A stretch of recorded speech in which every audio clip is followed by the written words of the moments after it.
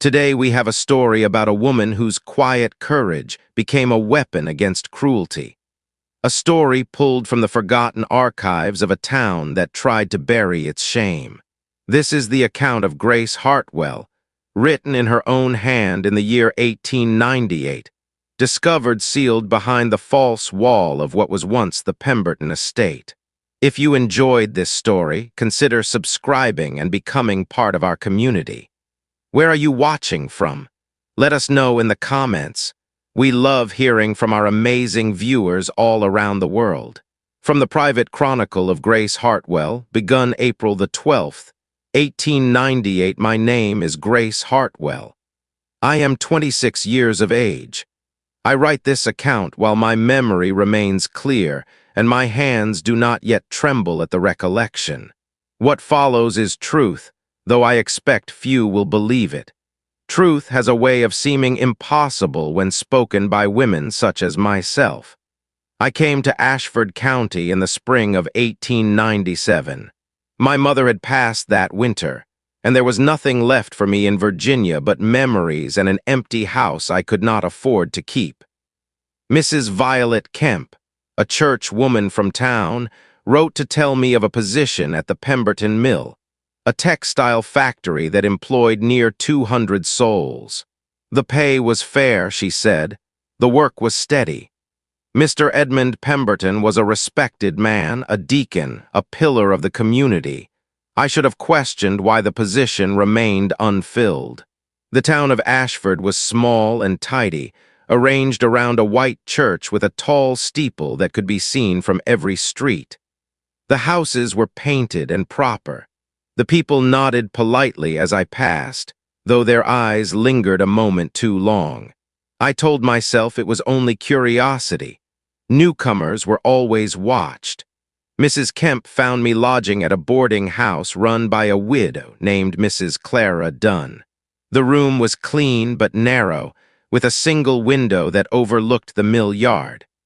From that window I could see the tall brick building with its rows of black windows, smoke rising from the stack like a finger pointing toward heaven. I began work on a Monday. The floor supervisor, a thin man named Mr. Harris, showed me to my station without a smile. "You will work loom number 17, he said. "You will arrive at 6 in the morning. You will leave when the bell rings at 7 in the evening. You will not speak unless spoken to. You will not question the count." "The count?" I asked. His face went cold. "You will learn." The other workers, mostly women, a few men, kept their eyes on their looms.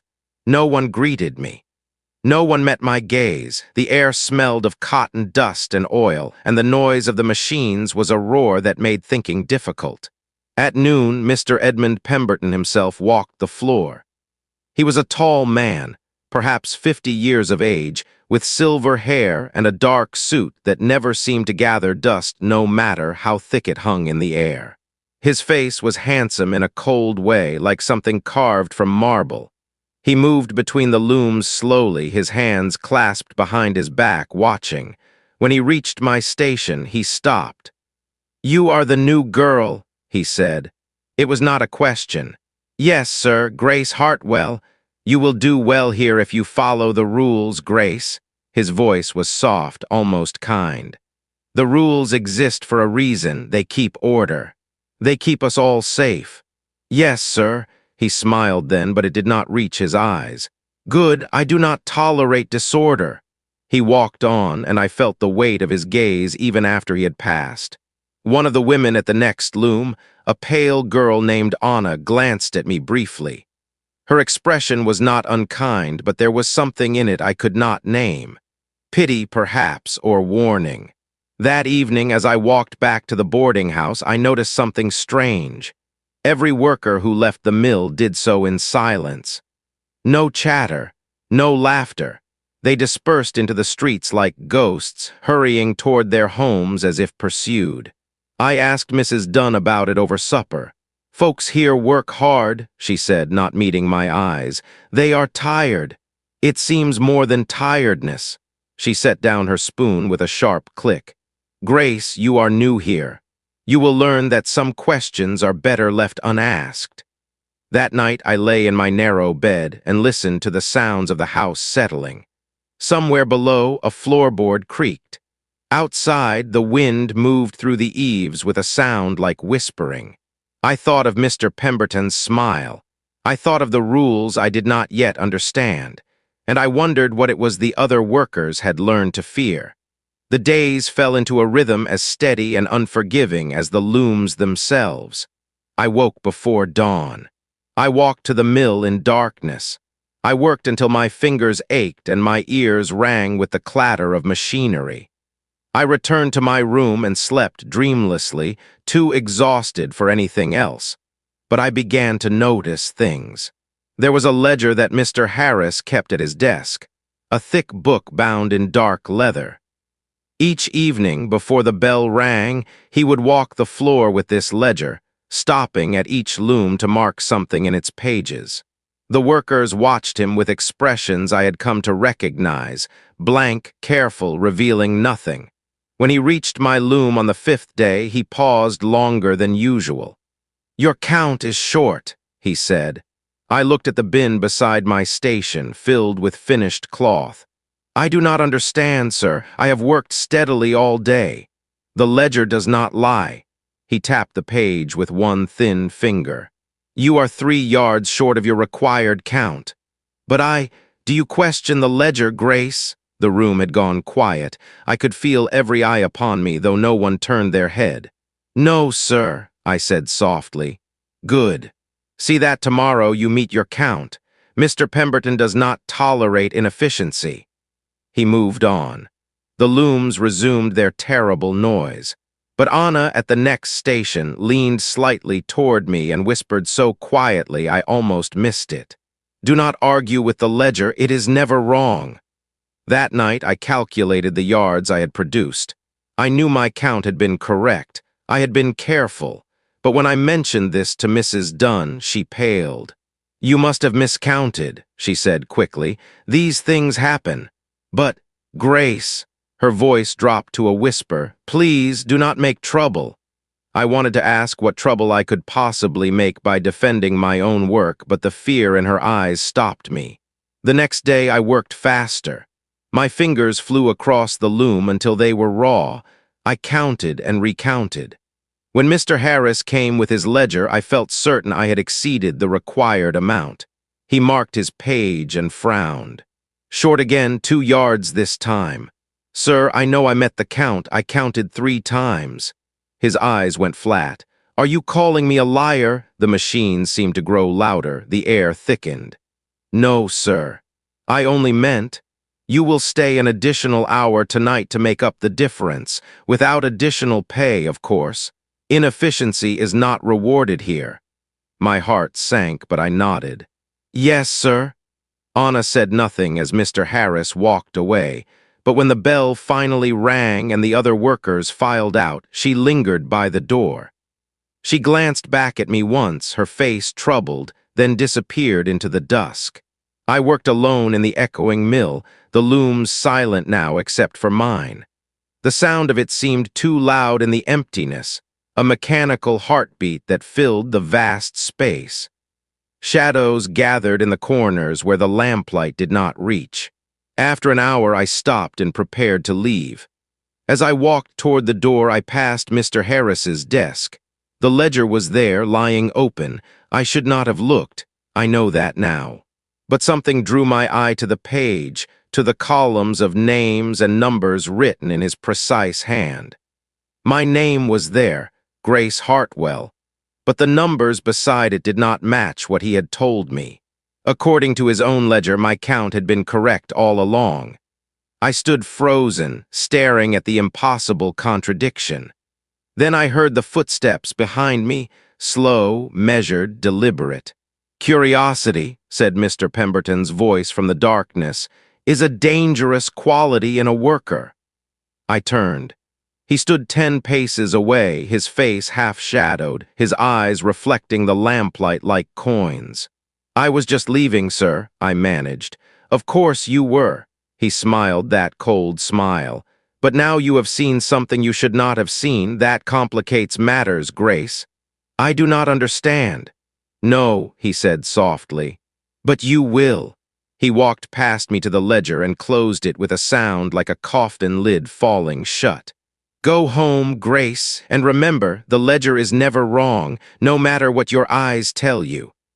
I fled into the night, my heart pounding. Behind me I heard him laughing, a sound as dry and quiet as wind through dead leaves. Sleep would not come that night. I lay in my narrow bed and listened to the house creak and settle, my mind turning over what I had seen. The ledger had shown my count as correct. Mr. Harris had declared it short. Both could not be true, yet both were written in ink. Unless the ledger lied, or unless someone changed it after the fact, the thought sent ice through my veins. Why would anyone falsify the records? What purpose could it serve to claim a worker had produced less than they had? I rose before dawn and walked to the mill in darkness as always. But this time I watched. I observed. The workers arrived in silence, their faces gray in the early light. They took their positions without speaking. The machines roared to life. And throughout the day I noticed what I had been too new to see before. The fear was not general. It was specific. Mr. Harris walked the floor with his ledger, but he did not stop at every loom. Some workers he passed without a glance. Others, always the same ones, he stopped beside, marked his page, and declared their count short. Always short, never over, never exactly met. And those workers were always women, always colored or immigrants or those who had no families in town to defend them. Anna was one of them. So was Ruth, a quiet woman from Georgia. So was Marie, who spoke with a French accent and kept her eyes perpetually downward. They were the ones who stayed late, the ones who worked extra hours without pay, the ones whose wages, I began to realize, were being stolen in small increments, too small to prove, too consistent to be accidental. At lunch, I sat beside Anna in the small yard behind the mill. She ate her bread in silence, her hands trembling slightly. "How long has this been happening?" I asked quietly. She went very still. "I do not know what you mean. The ledger, the false counts, how long?" "Grace, please." "Honor, I saw it. I know what they are doing." She looked at me then, and her eyes were full of a terrible weariness. 2 years, she whispered. "Since I came here, they take a little each week, not enough to starve us, just enough that we cannot leave. Cannot save, cannot escape. Why do you not report it? Go to the authorities?" Her laugh was bitter. "Mr. Pemberton is the authority. He sits on the town council. He is a deacon of the church. Who would believe us against him? And if we complain," she trailed off, glancing toward the mill. "What happens if you complain? People leave, Grace, in the night, without their wages, without their things, and no one speaks of them again." A chill went through me despite the warmth of the day. That afternoon, I noticed something else. On the 3rd floor of the mill, above the main work floor, there was a row of windows that remained perpetually dark. I had assumed it was storage or offices. But as I worked, I caught movement behind one of those black windows. A pale face pressed against the glass, there and gone so quickly I could not be sure I had seen it at all. When the bell rang that evening, Mr. Harris approached my loom with his ledger. I braced myself. "Your count is acceptable today," he said, and moved on. I should have felt relief. Instead, I felt only dread. He had let me pass today because he wanted something else from me, because yesterday's warning had not been enough. That night, someone slipped a note under my door. I found it when I returned from washing. A small piece of paper, folded once with words written in a shaking hand. "Do not ask questions. Do not count again. They are watching you. If you value your life, be silent." It was unsigned. I sat on my bed with the note in my hands, reading it again and again by candlelight. Someone was trying to protect me, or frighten me, or both. From somewhere in the boarding house, I heard footsteps in the hallway, slow, deliberate, stopping outside my door. I held my breath. The footsteps moved on. But when I checked the door later, I found something that made my blood run cold. A small mark chalked onto the wood, a symbol I did not recognize. A circle with a line through it. Like a target, like a warning, like a brand. The mark on my door remained for 3 days. I scrubbed at it with a wet cloth, but the chalk had been pressed deep into the wood grain, leaving a ghostly outline no amount of washing could remove. Mrs. Dunn saw it once and went white, but she would not speak of it. She only muttered something about spring cleaning and hurried away. I began to feel watched everywhere I went. In the mill, I would turn suddenly and catch someone's eyes upon me. Mr. Harris, or one of the floor workers I did not know, or sometimes Mr. Pemberton himself, standing at the railing of the 3rd floor, looking down at us like a man surveying livestock. Anna had stopped speaking to me entirely. When I tried to approach her, she would turn away, her shoulders tight with fear. Ruth and Marie did the same. They had closed ranks, protecting themselves by casting me out. I could not blame them. On the 8th day after I had seen the ledger, Mr. Pemberton summoned me to his office. The room was on the 2nd floor, reached by a narrow staircase that smelled of dust and machine oil. I had never been called there before. The workers whispered that those who went up those stairs did not always come back down the same. His office was large and well-appointed, with dark wood paneling and a window that overlooked the entire mill floor. From here, he could see everything, watch everyone. He sat behind a massive desk, his hands folded neatly before him. "Sit, Grace." I sat in the chair across from him, my hands clasped in my lap to keep them from shaking. "You have been with us for nearly a month now," he said. His voice was pleasant, conversational. "How are you finding the work?" "It is difficult, sir, but I am grateful for the position." "Good. Gratitude is important." He opened a drawer and withdrew a familiar dark leather ledger, not Mr. Harris's, but another, older one. "I have been reviewing the records. Your performance has been inconsistent." "Sir, I have worked as hard as I am able." "Yes, I am sure you have, but hard work and efficiency are not always the same thing." He opened the ledger and turned it toward me. "According to our records, you have failed to meet your required count on 12 separate occasions. The accumulated shortage amounts to substantial lost revenue for the mill." I stared at the numbers. They were wrong, all of them. But they were written there in black ink, official and damning. "Sir, those numbers are not accurate. I have met my count every day except the 2 days Mr. Harris." "Are you suggesting our records are falsified?" His voice remained soft, but something cold entered his eyes. "I am saying there has been a mistake. There are no mistakes in this ledger, Grace, only facts." He closed the book with a quiet thud. "I am afraid we cannot continue to employ someone who consistently fails to meet the minimum standards. Your services will no longer be required after today." The words hit me like a physical blow. "Sir, please, I need this position. I have nowhere else to go. You should have considered that before you became inefficient." He stood, signaling the meeting was over. "Collect your things. You will receive payment for the days you actually met your count, minus, of course, the cost of the shortages." My mind raced. If he deducted for all those false shortages, I would receive almost nothing.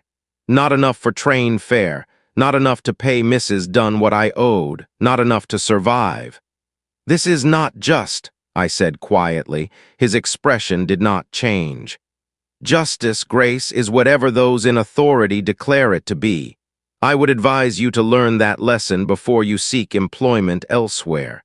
I stood on shaking legs. At the door, I turned back. "Why?" I asked. "Why do this? You have wealth, you have respect. Why steal from those who have nothing?" For a moment, something flickered across his face, not shame, but something worse. Amusement. "Because I can," he said simply. "Because women like you have no power to stop me. Because even if you went to every authority in this town and told them what you think you know, they would smile and pat your hand and send you away. And do you know why? I said nothing. Because this is my town, Grace, my mill, my ledger. My truth, he smiled that cold smile. Your truth does not exist here. I left his office with tears burning in my eyes, but I did not let them fall, not there, not where he could see. As I descended the stairs, I heard a sound from above, from the third floor where the dark windows were. A sound like weeping, thin and desperate, coming from behind a locked door. I stopped on the landing, listening. The weeping continued, and then a voice, faint, exhausted, "Help us, please, someone help us." I looked up the stairwell. The third floor landing was dark, the door at the top closed. Footsteps sounded behind me, Mr. Harris, descending from Mr. Pemberton's office. "Move along," he said sharply. "You are no longer employed here." But I had heard it. Whatever was happening in this mill, it was worse than stolen wages. Worse than false ledgers. There were people imprisoned in this building.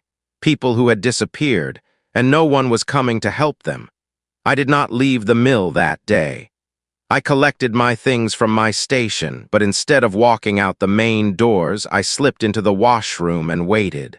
I waited while the other workers finished their shifts and filed out into the evening. I waited while Mr. Harris made his final rounds and locked the main floor. I waited in the darkness, my heart hammering, until the building fell silent. Then I climbed the stairs.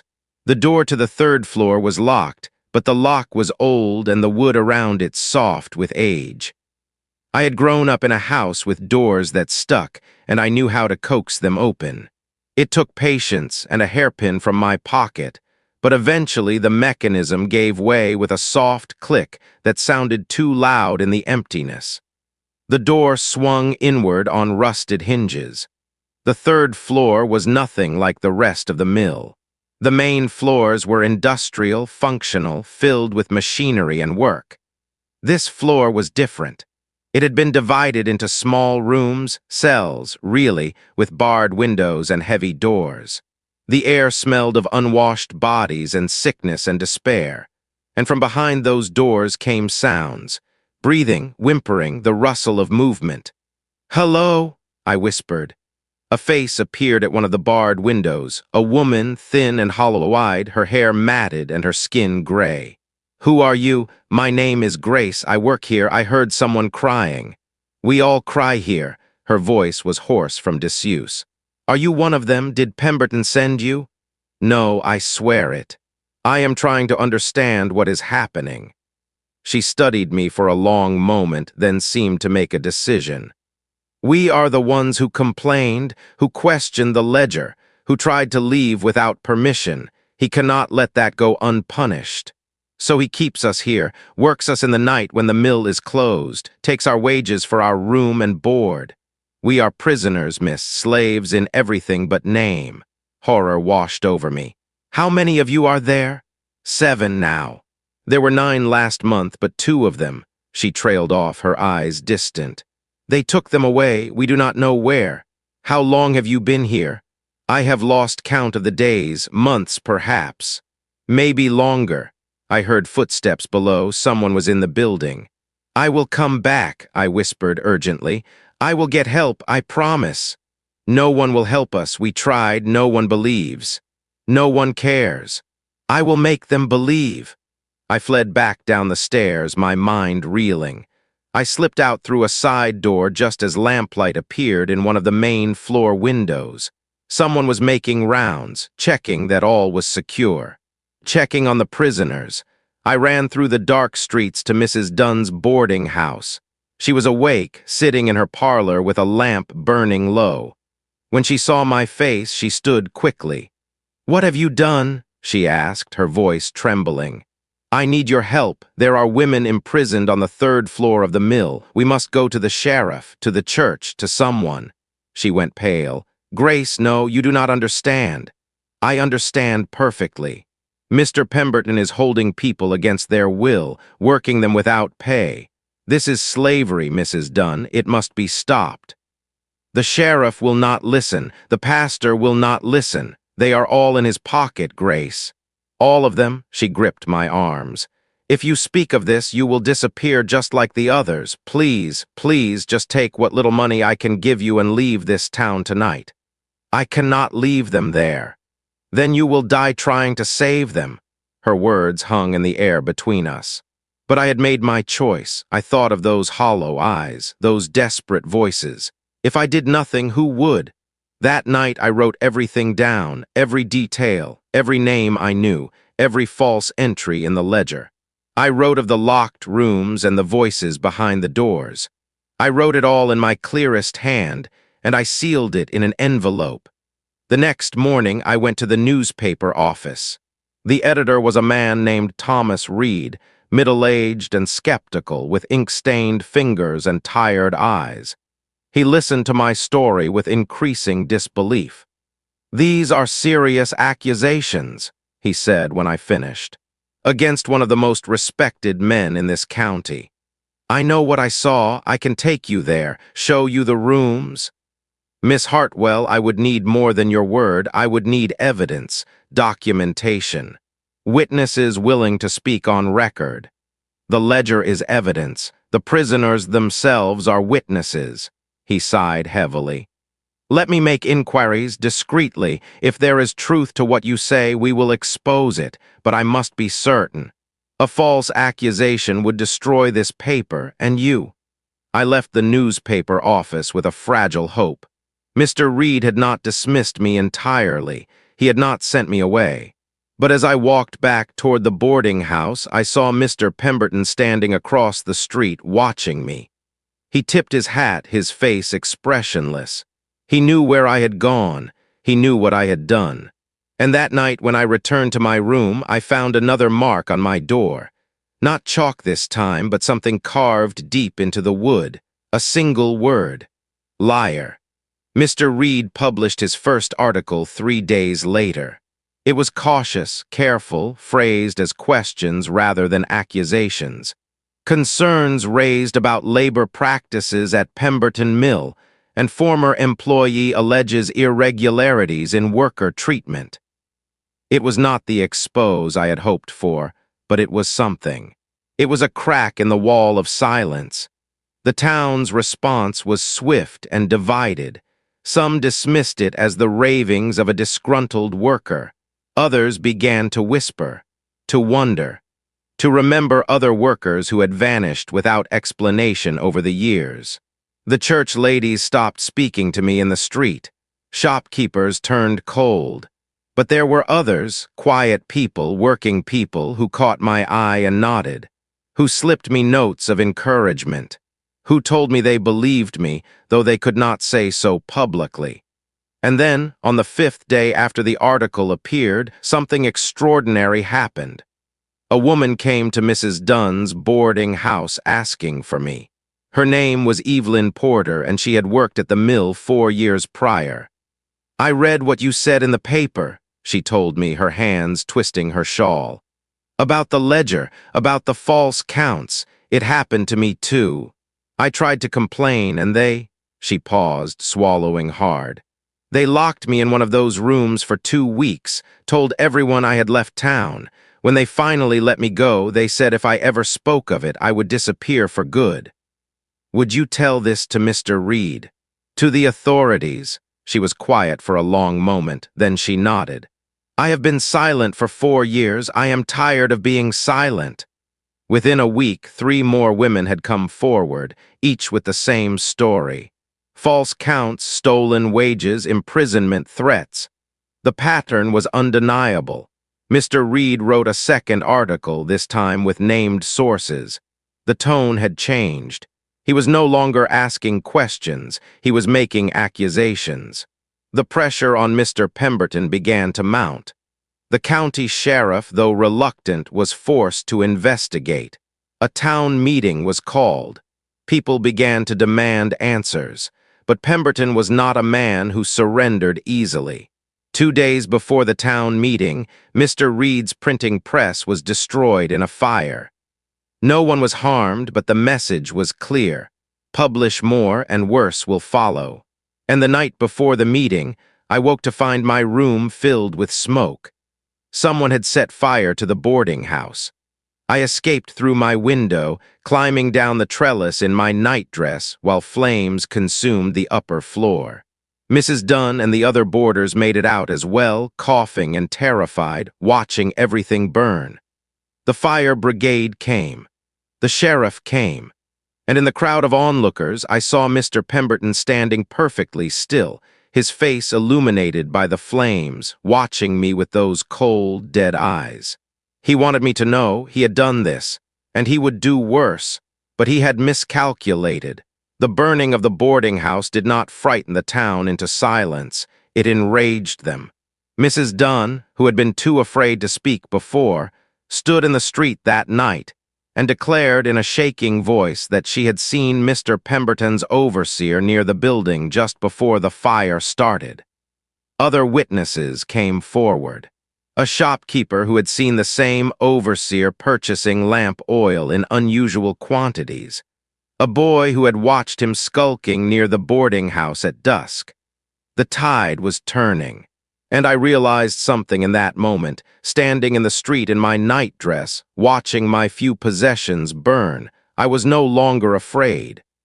Pemberton could take my home, my safety, my reputation, but he could not take the truth. The truth was spreading like the fire itself, uncontrollable and consuming. The morning of the town meeting, I went to the mill one last time. The sheriff had finally obtained a warrant to search the building. I went with him along with Mr. Reed and a crowd of citizens who demanded to see what had been hidden. We climbed to the 3rd floor. The doors to the cells were open. The rooms were empty. "You see," Mr. Pemberton said smoothly, standing at the top of the stairs. "Nothing but storage rooms. This woman has been spreading malicious lies to damage my reputation because I dismissed her for poor work." But the sheriff was more thorough than Pemberton had anticipated. He examined the rooms carefully, and in one of them he found something that could not be explained away, names scratched into the wall, dates, tally marks counting days of imprisonment. And in a corner, hidden beneath a loose board, he found the real ledger, the true ledger, the one that documented years of theft, imprisonment, and forced labor, the one that proved everything I had said was true. Mr. Pemberton's face went white, then gray. Then he turned and ran. He did not make it far. The crowd had gathered at the bottom of the stairs, and they were not going to let him escape. The town hall had never held so many people. Every bench was filled, every wall lined with standing citizens, and still more crowded outside the windows, straining to hear. The air was thick with tension, and the heat of too many bodies pressed too close together. Mr. Pemberton sat at the front, flanked by his lawyer, a sharp-faced man from the Capitol who spoke in clipped, dismissive tones. But for the first time since I had met him, Pemberton did not look like a man in control. His silver hair was disheveled. His collar was crooked. His hands, folded on the table before him, trembled slightly. I sat across the aisle with Mr. Reed, Evelyn Porter, and the other women who had come forward. The sheriff stood near the door, the true ledger held under his arm like evidence of a crime that could no longer be denied.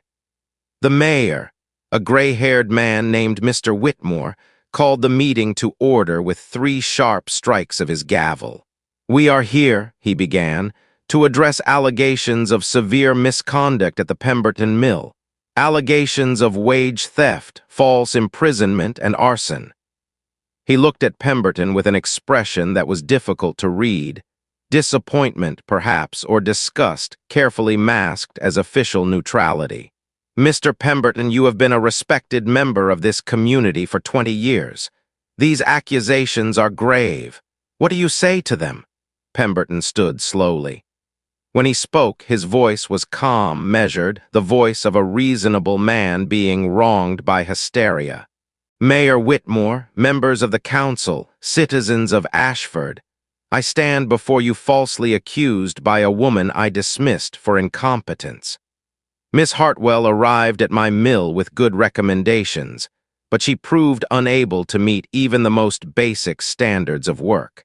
When I terminated her employment, she responded with this campaign of lies and slander designed to destroy my reputation and my business. He gestured toward me with one hand. I understand her anger.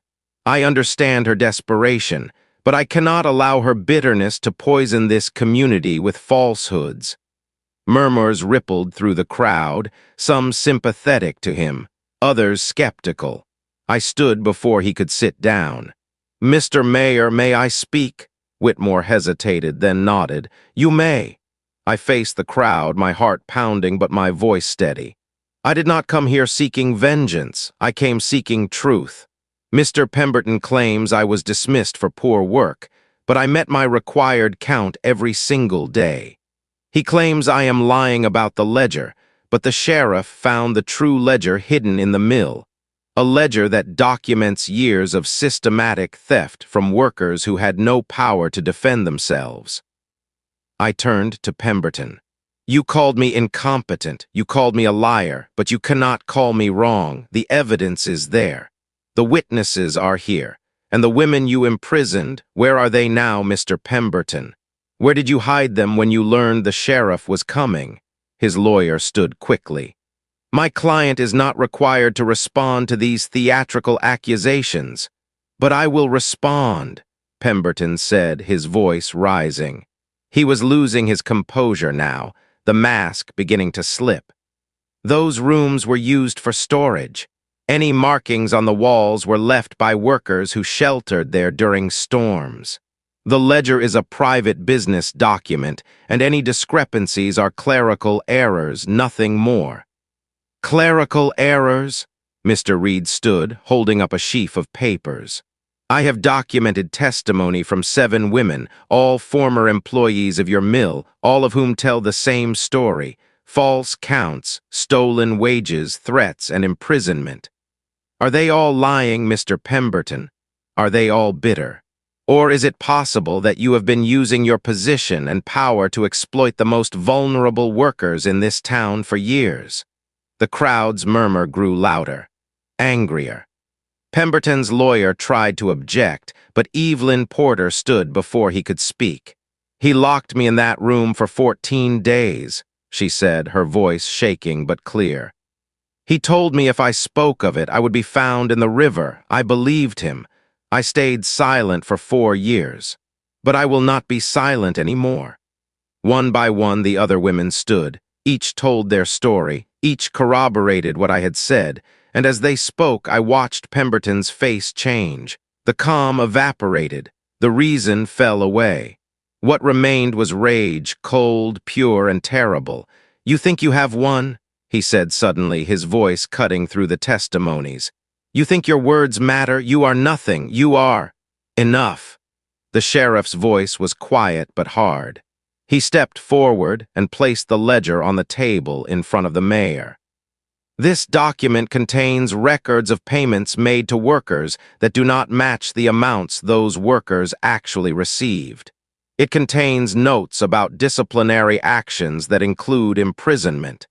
It contains, in Mr. Pemberton's own hand, evidence of crimes committed against dozens of employees over the course of 7 years.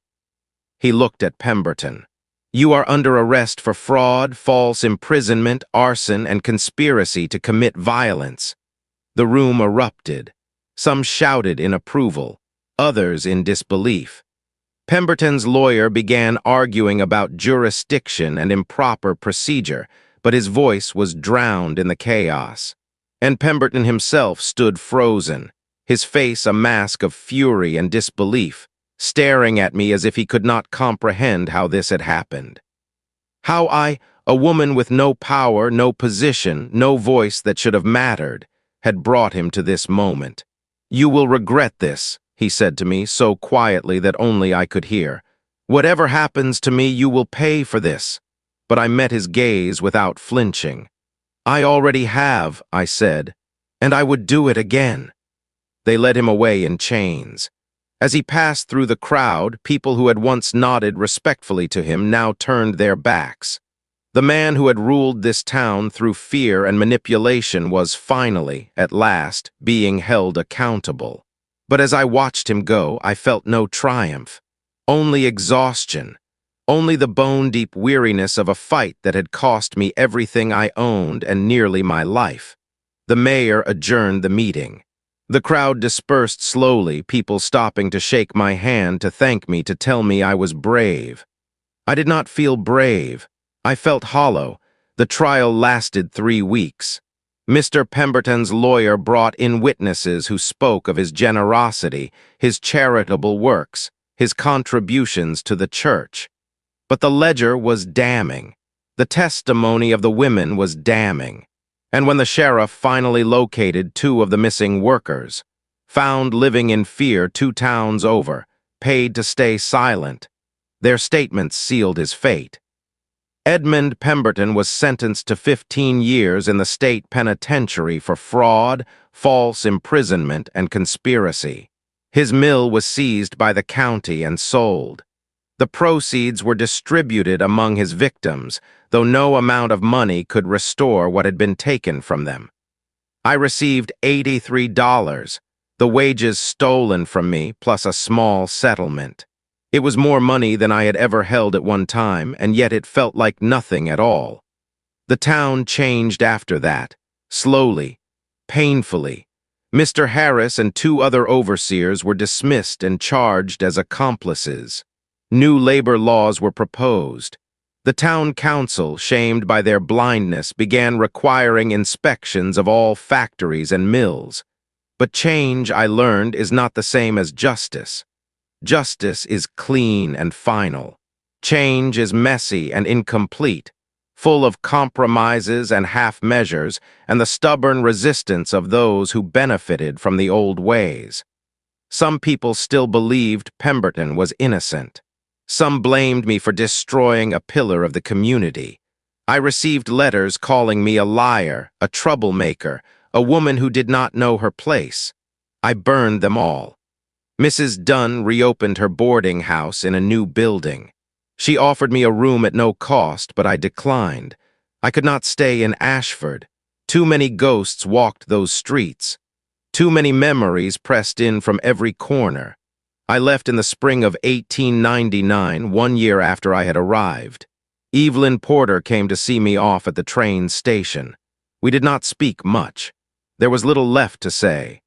But as the train pulled away, she raised her hand in farewell, and I saw in her face something I had not seen before: peace. I traveled west. I found work in a city where no one knew my name or my story. I built a quiet life, unremarkable and my own. But I think of them sometimes, the women I left behind, the ones who found the courage to speak, the ones who are still fighting their own battles in their own ways. I think of Anna and Ruth and Marie, who taught me that silence is sometimes survival, but that silence can also be a kind of death. And I think of Mr. Pemberton, sitting in his cell, stripped of power and position, finally subject to the same cruel machinery he had inflicted upon others for so long. I hope he thinks of us too. I hope he remembers our names.